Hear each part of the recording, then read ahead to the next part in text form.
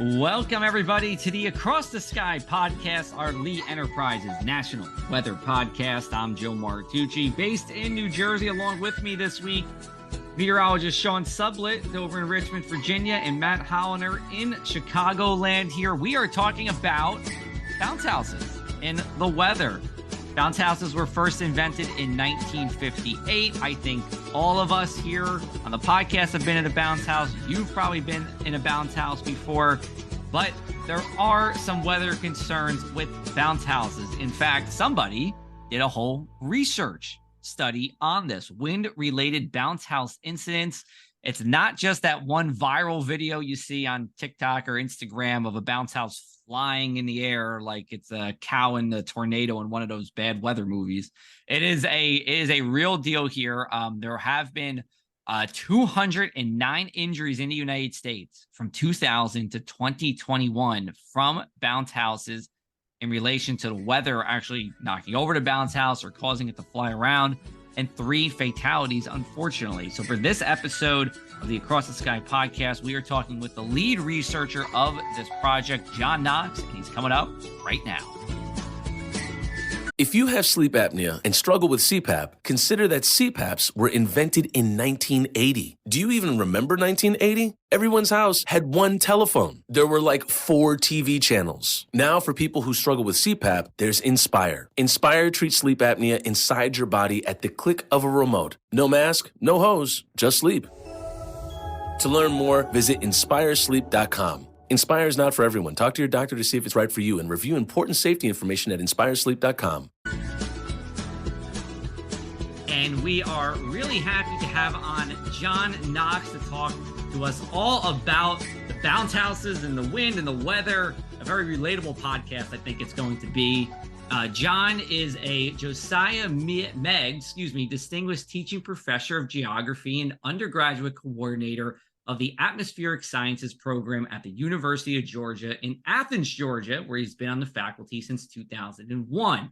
John has authored over 65 peer-reviewed research and education articles, and is also the co-author of the award-winning introductory college-level textbook, Meteorology: Understanding the Atmosphere. He is a fellow of the American Meteorological Society. That is a big deal for everybody listening. And he has many former and current students, including ABC News chief meteorologist Ginger Z, Colorado State University Atmospheric Sciences professor, and Jeopardy! Tournament of Champions winner Rush Schumacher, and more. So, John, thanks for joining the podcast here. We really appreciate it. Yeah, thanks for inviting me. Yeah, no, absolutely. And we know you're also housed in the same building as one of our complimentary podcasts, the Weather Geeks podcast, hosted by Marshall Shepard. So we appreciate you taking some time away from Marshall and over with us here tonight. Thanks so much. Yeah, I'll be teaching with him in just a little bit over an hour. Awesome. No, we love Marshall. He's done a lot for the field of meteorology, and we're fans of his podcast as well.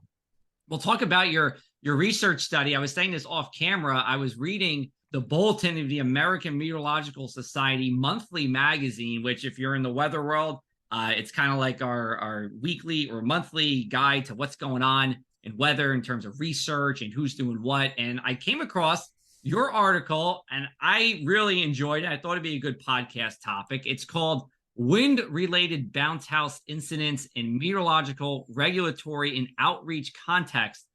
And it's about bounce houses. I mean, who doesn't love bounce houses? My 5th birthday party, you're jumping on a bounce house, you're hanging out on a summer day.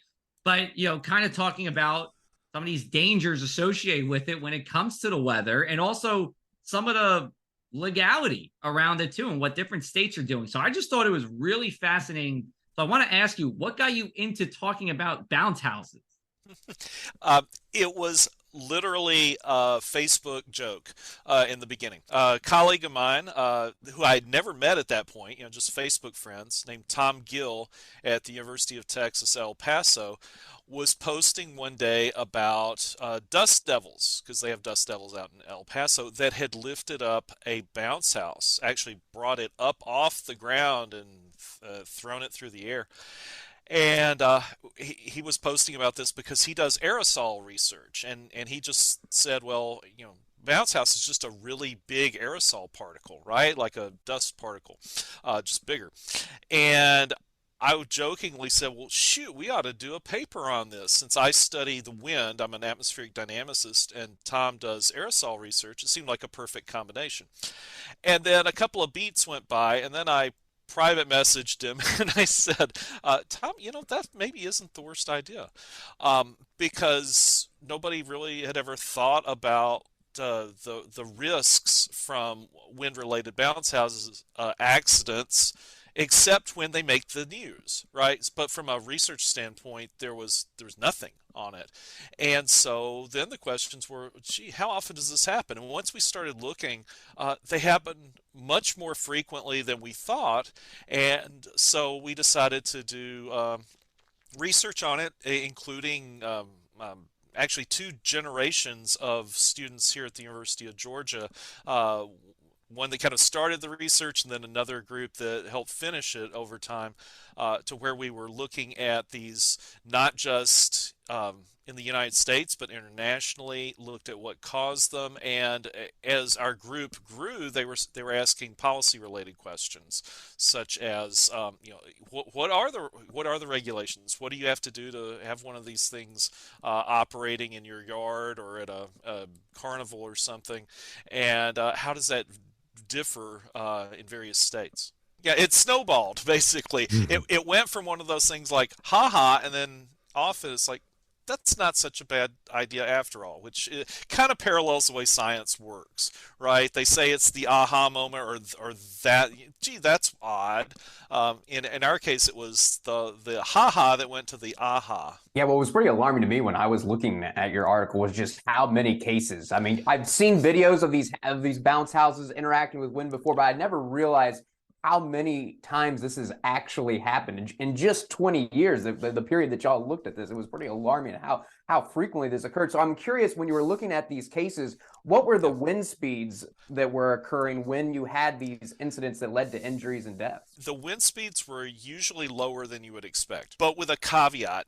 Very few people are actually standing next to a bounce house with an anemometer measuring the wind speed when it blows. So what you have to do is you rely on the nearest neighbor, basically the closest weather observation. And in those cases, it really depends. For example, I mentioned a dust devil, one way that these bounce houses go into the air. You can have a dust devil down the street with a wind of 40 miles an hour inside its little swirl, and the wind may be calm where you're at. So it's tough to get an exact number, but the numbers we found were frequently under the regulation levels for operating bounce houses. And that's because even in cases where the winds are more what we call synoptic scale, larger scale, and not just a dust devil, what will happen is that you'll have gusts, or the forecast will be for winds, but they get gustier in the afternoon, as we often see. And people just don't really realize when they're operating these things how easy it is for these high-profile bounce houses to go airborne, or at least to get tumbled over. How come they haven't been required to be tied down in the first place? I mean, it would seem to me like you've got effectively a balloon that's just sitting on the ground. And you've got, maybe these small 40 or 50 pound projectiles bouncing up and down inside of it. Do you even know what some of the codes were for this? Oh yeah. We did a deep dive into the regulations. They vary on a state to state basis. There's no federal regulation, which ultimately, regulation isn't always a good word, but if you're hurt by something and it varies from state to state, you would like to see federal regulation on that. But yeah, even in our research, what we found was it was really kind of hodgepodge. 17 states at the time of our article didn't have any guidelines for bounce houses, or actually excluded them specifically in regulations that had to do with like amusement rides and things like that. 19 states, on the other hand, explicitly cited the kind of the the gold standard, which is the American Society for Testing and Materials Standards, which do set limits on the wind speed in which inflatables should be used and have all kinds of requirements. But one of the problems with that is that those regulations specify winds of like, you don't operate in more than 25 mile an hour winds.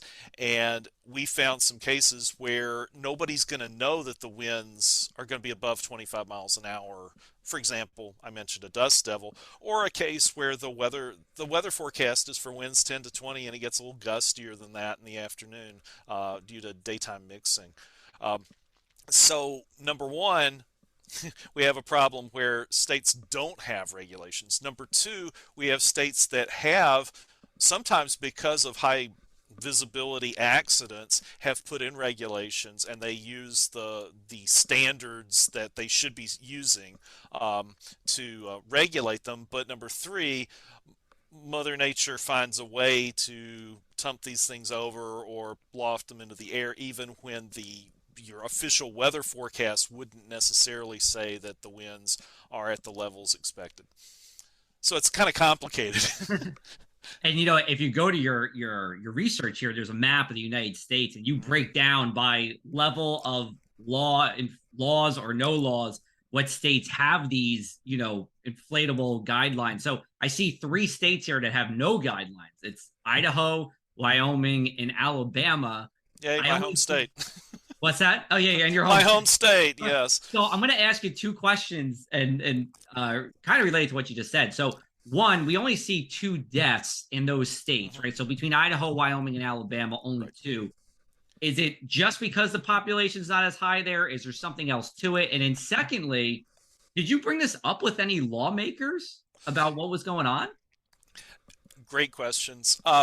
So it's hard because there aren't that many events to say, oh, these states don't have regulations, therefore people are dying. Sometimes it goes the other way around, where you had an incident with several injuries, and then the state did get proactive. People complained, and then the state put in regulations.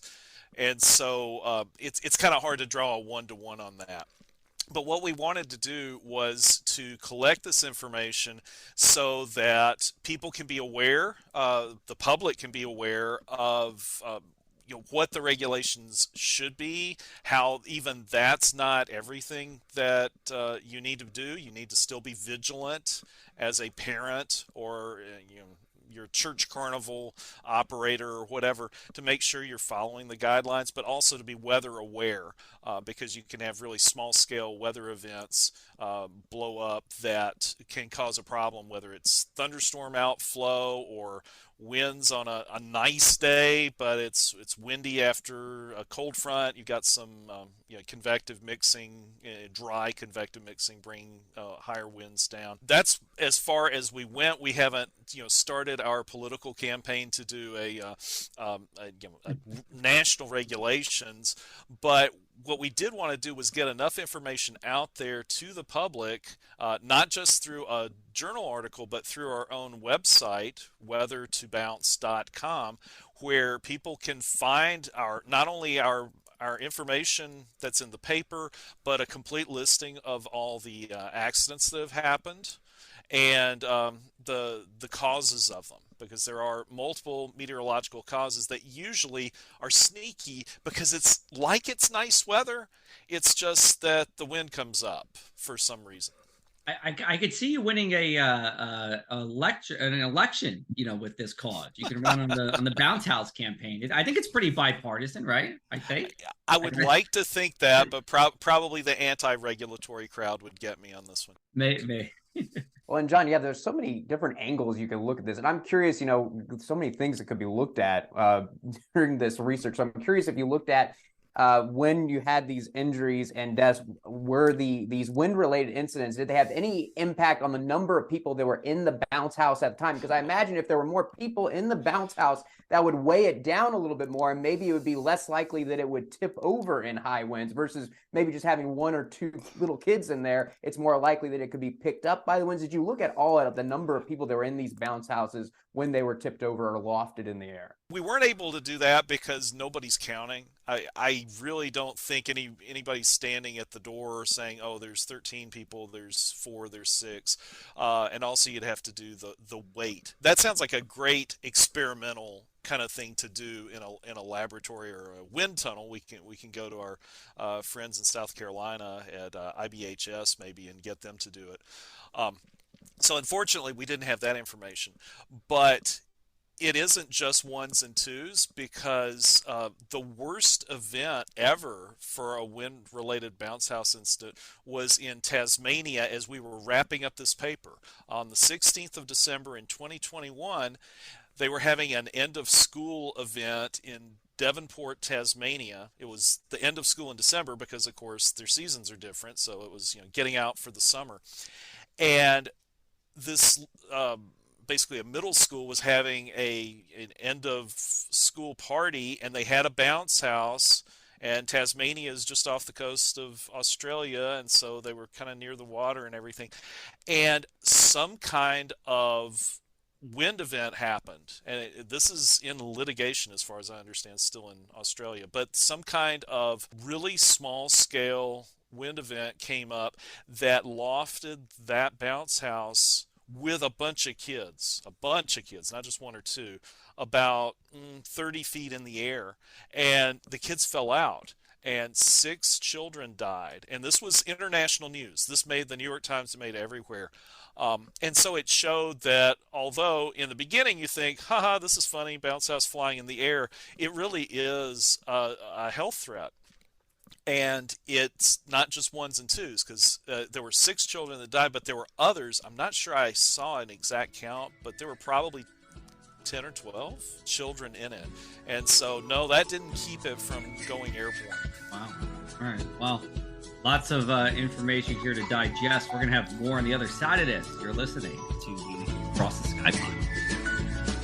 Something grand is coming to Nemacolin. Opening fall 2023, the Grand Lodge will surprise and delight with 56 stunning suites and 5-star butler services. Indulge in libations at the Circle Bar and the Study before you savor the new and enchanting Fawn and Fable restaurant, where the best parts of a traditional steakhouse and a fairy tale castle create a magical dining experience. With fine dining, a spa, and over 100 adventure, golf, art, and wildlife experiences, whatever your imagination holds, Nemacolin has the key. Visit nemacolin.com for more information. We are back with the Across the Sky podcast. New episodes come out every Monday wherever you get your podcasts or on your favorite newsroom website. We are here with John Knox. He is a professor at the University of Georgia who did a research project all about bounce houses and the incidents caused by different types of weather. Very interesting here. We're going to pass it over to Matt, who has another question for John. So Matt, take it away. Yeah, John, I was curious just how you tracked down these 132 cases of wind-related bounce house incidents from 2000 to 2021. Like, how did you uncover these? Because I imagine, especially early 2000s, when before social media, it was harder to know about these events. And the fact that you did this on an international scale, it wasn't just in the U.S. So how did you track down these 132 cases? This was a case of how a research project just kept growing. Because we wanted to know, first of all, about the ones that we had seen, some of the high-profile cases that have happened in Oceanside, New York, or in Southeast Florida. But as we started searching, well, of course, what we did was we started Googling, and we saw these cases that were from outside the United States. And so we just kept expanding our search. And ultimately, we were doing regular Google searches on dozens and dozens of keywords, and we even tried to do it in different languages if we could, or at least Spanish, and we just kept getting more and more of these cases. China has had a bunch of them, and sometimes you'll find video from events from China as well. So we thought, well, why stop with the United States? That's kind of, ethnocentric, because it does seem like this is an international phenomenon. And in fact, some of the worst cases have happened, as we would say, overseas. Yeah, unfortunately, I'm looking at the stats you have here. There were more fatalities in China and Australia than the United States. China had 10, Australia had 7, United States had 3 here. Right. were you able to dive into the weather causes at all, like even in generalities for these other countries? And what did you find there? Yes, and this was a case where doing meteorology in the 21st century is far preferable to the 20th century because these days, not only can you Google the news and find things from anywhere in the world, it seems, but also we were surprisingly impressed with the amount of weather data that you can acquire internationally. So we found numerous sites that would allow us to zoom in on surface weather maps, not just for the US as we're used to, but Asia, Australia, Europe, South Africa.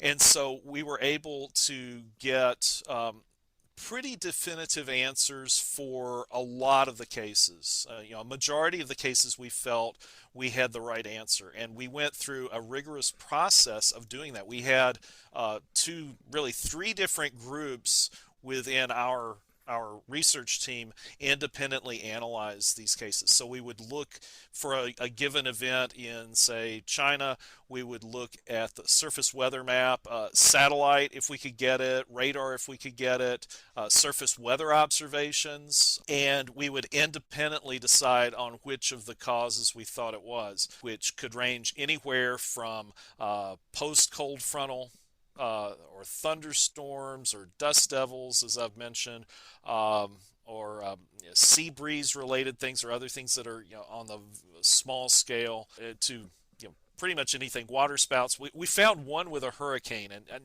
please do not go into the bounce house during a hurricane, right? It's not safe.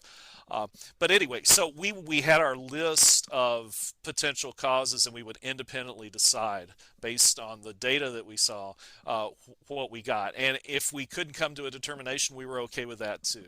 And so we ended up with a chunk that were still unknown, but we thought that was pretty good for trying to do a global climatology, as it were, of these wind-related bounce house accidents. Well, back to that point, how forecastable are some of these very micro scale events? I mean, we kind of understand the conditions that would lead to dust devils in terms of what's the surface made out of, what is the boundary layer made out, what's the boundary layer conditions. But to the end user general public, they have no inkling what the boundary layer is, and they don't care if it's a dry a dry surface. That's not something that's in their head. So how predictable do you think some of this stuff is? I mean, obviously thunderstorm outflow, hurricanes, sea breezes, those are kind of obvious to us, but what other kinds of things might be missing? I think what we're missing, of course, is the same thing that weather forecasting is missing even to this day, which is, as you said, the forecasting on very short time and space scales. And so some of that is still to be predicted in the future. Maybe there is a future where we can predict some of those things. In the meantime, though, for safety, that just means that people have to be more vigilant than they are. Studies have been done on bounce houses for other kinds of injuries, not wind related, but kids basically bouncing out of the house and breaking their arms and things like that. And the percentage of times that this happens when the adults aren't supervising is really high. It's pretty close to 50%. And so this is our way of using the high profile events that make it onto the TV news, where the bounce house is flying in the sky, and any parent that sees it, their heart goes thumpity thump on it. We're trying to raise awareness that they need to be careful, because if they're standing at the bounce house and the gust front comes close and the winds start picking up, then even if there's not a forecast, there's no gust front warning or whatever, they're able to get the kids out because they are aware that wind is a risk. These things can go airborne, and somebody told them, that they better be vigilant about it. Yeah, and kind of going off of that and looking at more solutions, obviously that's the first one. If you see the winds picking up, get everybody out as quickly as possible. But when you were looking at this, is there any way to better secure these bounce houses so that they're less likely that if the wind hits and the kids are still in there, they're less likely to tip over or fly off? Can they be secured better?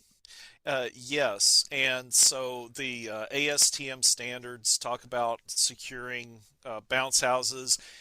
A lot of times we're suspicious of some of these reports where we think that they weren't secured enough, that they weren't following the standards that are even printed on the bounce house. It says this is how you're supposed to secure them with sandbags and stakes and so forth. So I think that there's a lot of improvement that can be done on that. And again, that's public awareness. If people are aware that you don't just inflate this thing, set it out in the yard, and everything's fine, and you can go inside and do something else while the kids are playing, then I think we can really cut down on this. And I should say, for anybody that's thinking, well, that doesn't sound like a lot of deaths and 132 events over 20 years, that's not that much.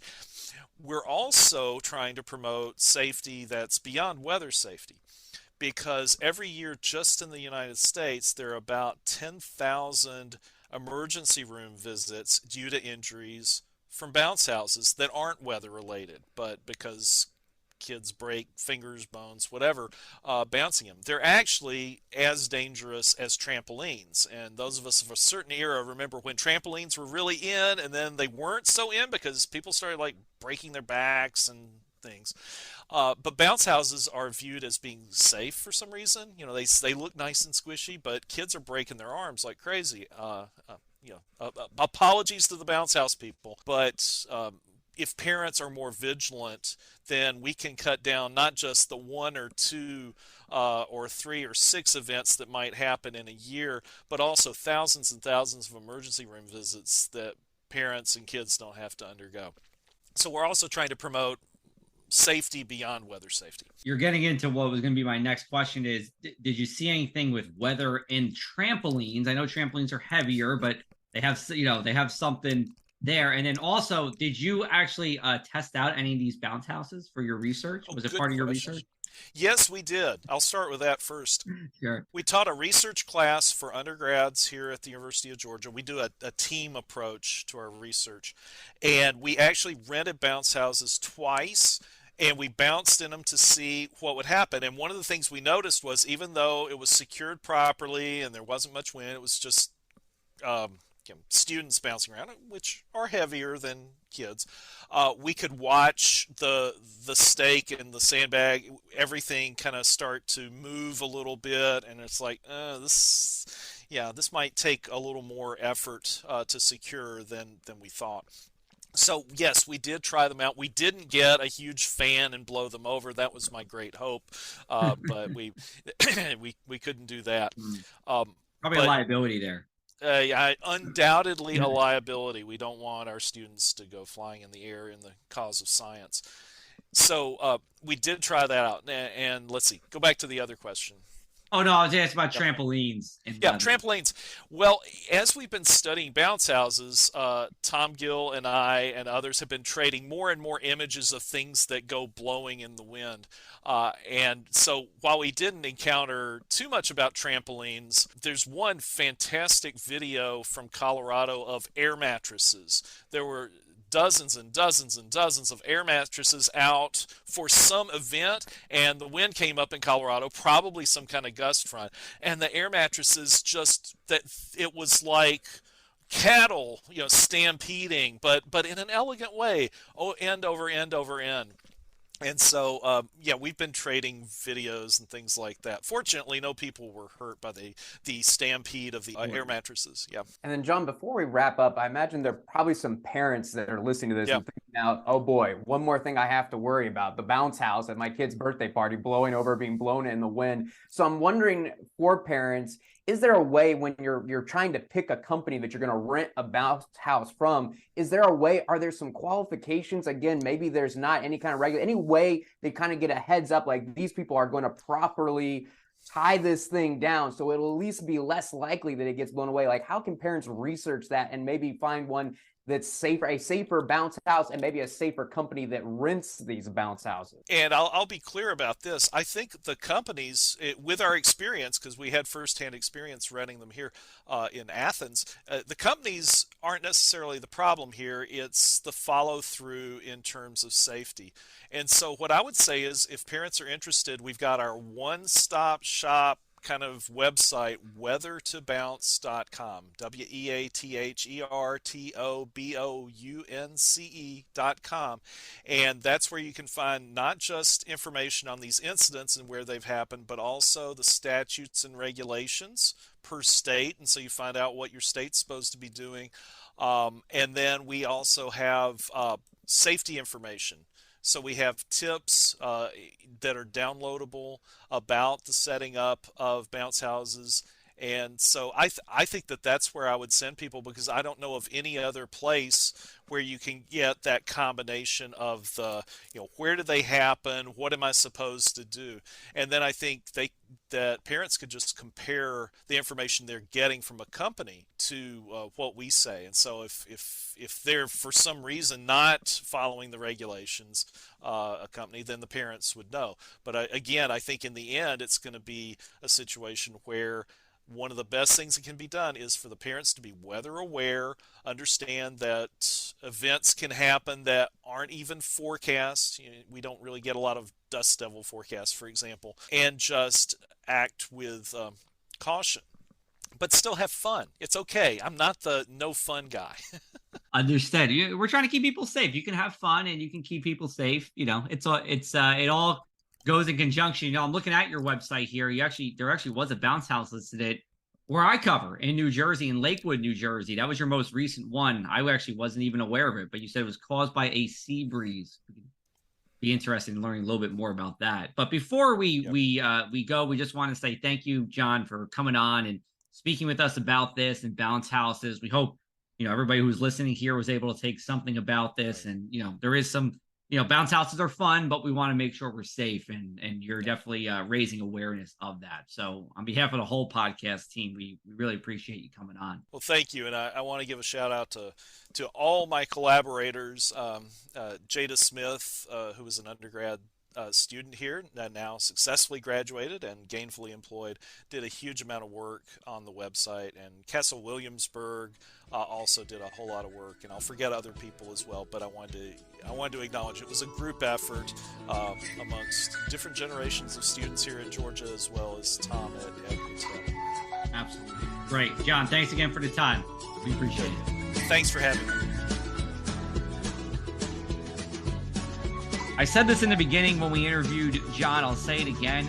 I love this topic because it's something we can all relate to. It's also something we can pretty easily mitigate, in terms of just being more safe with bounce houses. And also just goes to show you don't need that much wind to knock it over, topple it over, or have it sent flying here and causing problems. So really great study by John. And he said Tom Gill, his partner, who they decided to do research on for this. Yeah, I'm still just, struggling to wrap my mind about, the first thing that stood out to me when I read his research was just the numbers associated with this. I just did not realize it was this common.